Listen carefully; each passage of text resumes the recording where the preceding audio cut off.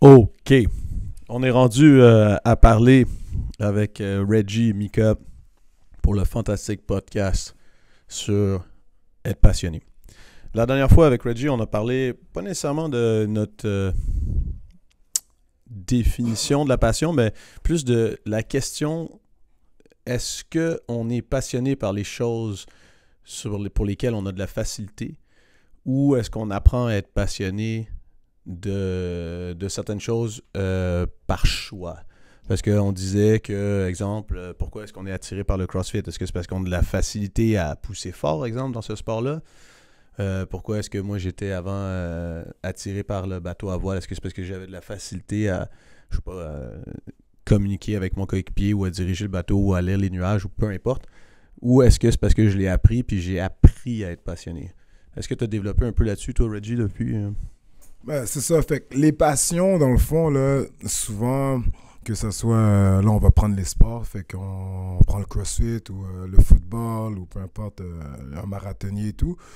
Souvent, les gens vont être comme, OK, je suis passionné de tel sport, mais lorsque je repense à ça un peu, je crois que nécessairement, c'est pas les sports qui nous passionnent, mais c'est plus la sensation, les émotions qu'on éprouve durant l'effort physique, les moments d'intensité. T'es pendant un WOD au CrossFit et là, ça commence à brûler, les BPM commencent à augmenter, les muscles brûlent, t'as envie d'abandonner, sauf que t'es un athlète quand même de haut niveau et là, t'as envie de faire plus. Tu vois les coéquipiers autour de toi qui essaient de te rattraper. Fait que je pense que c'est exactement ces moments-là qu'on aime en tant qu'athlète de haut niveau. Fait que je crois à 100% que même si tu changes de sport ou tu changes un peu de domaine, on est capable d'aller retrouver cette passion-là ailleurs. Alors c'est pour ça que je dis en tant que tel, on n'est pas passionné de CrossFit, on n'est pas passionné de basketball, on n'est pas passionné des trucs de Ironman. On est plutôt passionné par qu'est-ce que ces sports-là nous amènent à l'intérieur de nous. Donc les sensations, les émotions, et ça ressemble un peu à ça. Mika, lui, il a fait, je sais pas combien, on a arrêté de compter, là, 8 sports minimum avant de faire du CrossFit. Puis, est-ce que tu rejoins un peu Reggie là-dessus ou tu as une autre vision, toi, de... Parce que pourquoi tu faisais autant de sports? Est-ce que tu étais passionné par chacun de ces sports-là individuellement? Est-ce que c'était parce qu'il y avait un lien, justement? Est-ce que... Je sais pas. Déjà, il y a un sport qui m'a toujours... depuis que je suis petit, on allait voir avec mes parents des courses de motocross, tu vois. Je voyais les autres qui en faisaient. Moi, je pouvais pas. Enfin, voilà, mes parents m'aimaient pas, c'est trop dangereux, tout ça. Du coup, j'ai toujours rêvé de ça, tu vois. Et quand je suis devenu plus grand, donc vers quoi, 20, 22 ans, là, je me suis lancé là-dedans. Et quand j'ai découvert ça, c'était. Quand t'es sur ta moto et que tu roules, ça devient. T'es ailleurs, quoi. Ça devient une passion parce que tu peux profiter de ce genre de choses-là que t'avais pas eu accès auparavant. Donc. Ouais, avec le temps, ça devient une passion. Tu changes d'un autre sport, tu vas retrouver une autre passion. Chaque fois, ça va être différent. Et au début, ce sera toujours un peu bizarre, c'est normal. Tu vas tâter un nouveau terrain, quelque chose que tu connais pas. Et avec le temps, tu vas apprendre à aimer les choses, la méthode d'entraînement, les étapes pendant lesquelles tu vas évoluer. Et je pense qu'à la fin, ça devient une passion. Tu as du mal à t'en passer. Dans le fond, là, on apporte un autre point qui est important, que j'aime bien. C'est apprendre à devenir passionné, dans le fond. C'est que ça vient avec le temps.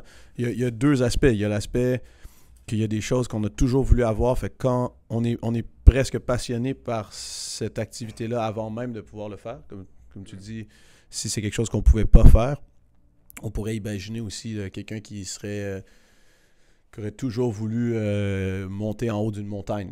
Ouais. Mais s'il habite pas à un endroit où il y a des montagnes, peut-être que ça va prendre jusqu'à ce qu'il soit plus âgé de pouvoir aller le faire. Puis c'était une passion presque avant de monter cette montagne-là.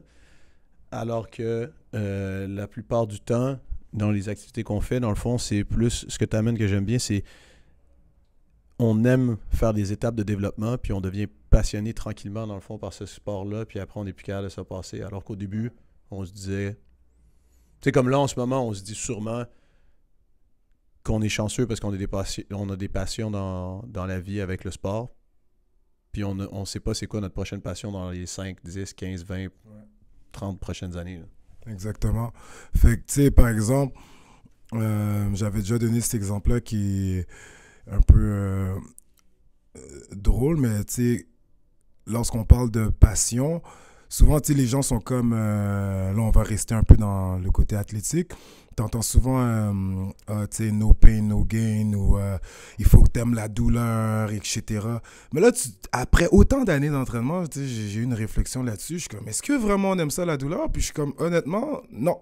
C'est pas la douleur que j'aime, mais je sais très bien qu'est-ce que cette douleur-là va m'amener à la fin de tout ça. Fait que moi, d'un point de vue personnel, et je serais étonné que quelqu'un me dise, à part vraiment ceux qui ont peut-être, whatever, qui aiment vraiment comme avoir mal, mais tu sais, il y a du monde, probablement, ils aiment ça, se faire mal par eux-mêmes, là, mais ça, c'est un autre sujet. Mais je parle dans le domaine de l'entraînement, c'est vraiment...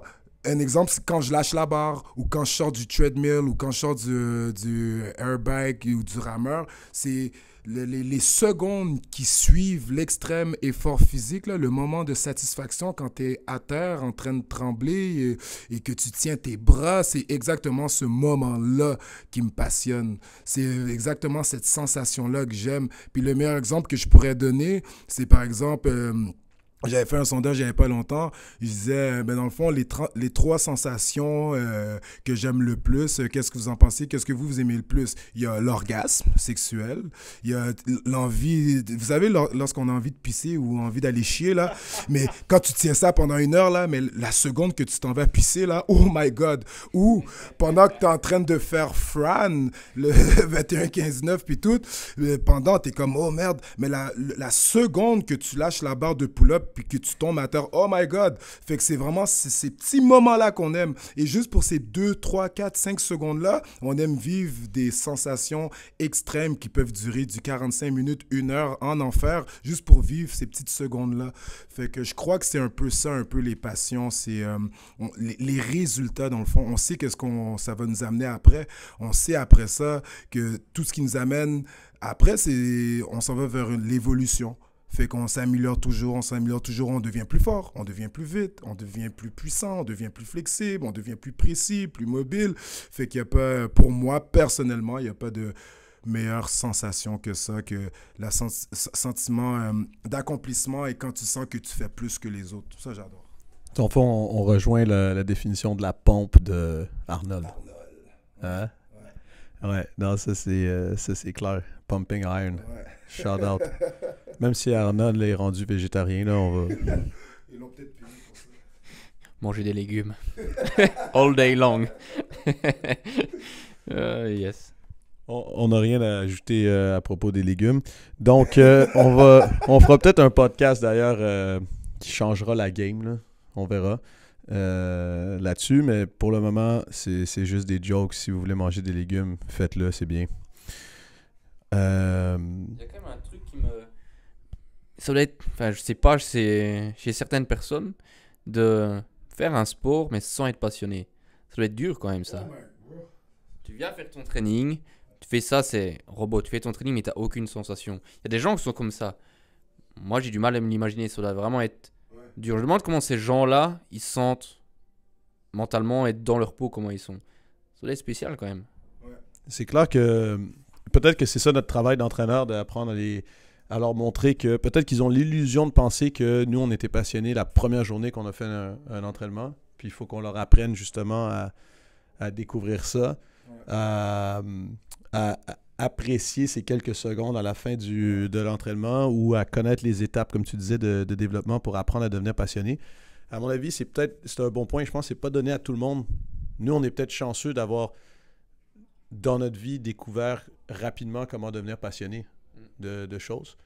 Puis peut-être que dans le fond, ça pourrait être un autre podcast sur le fait que comment est-ce qu'on fait pour pas transmettre notre passion, parce que nous, c'est ça qu'on fait, mais enseigner à devenir passionné.